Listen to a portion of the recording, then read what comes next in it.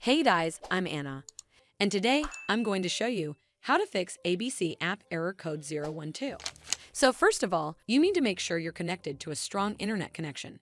Open up Safari browser on your mobile device and then search for speed test right over here. Here on this page, you need to tap on Run Speed Test. The minimum speed required for ABC streaming app is usually 2 to 3 Mbps. So if it's anywhere near or above this number, that's fast enough. If your internet speed appears to be unreasonably low, then you may need to contact your internet service provider for help. This should fix the issue, but if it doesn't, then you need to make sure you're running the latest version of the app. Open up App Store on your device, and then tap on this search icon in the bottom right corner. Then search for the ABC streaming app, and if you see this update button right next to the app name, simply tap on it to make sure you're running the latest version of the app. But if you still encounter this issue, then you need to clear App Cache.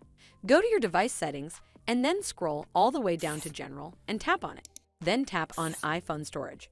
From here, search for the ABC streaming app and then tap on it.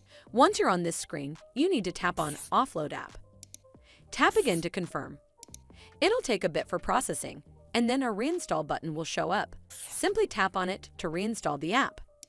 This should fix the issue, but if it doesn't, then you need to completely reinstall the app. Follow the on-screen instructions to navigate all the way to the app page. Once you're on this screen, tap on Delete App to uninstall the app from your device. Once uninstalled, you need to open up App Store and then search for the ABC streaming app right over here in the search bar, and then click on this Get button to install it back on your device. Hopefully this will fix the issue, and if it did, then make sure you give this video a super thanks by clicking on this heart icon to help support the channel, and don't forget to hit that subscribe button. We'll see you in the next one.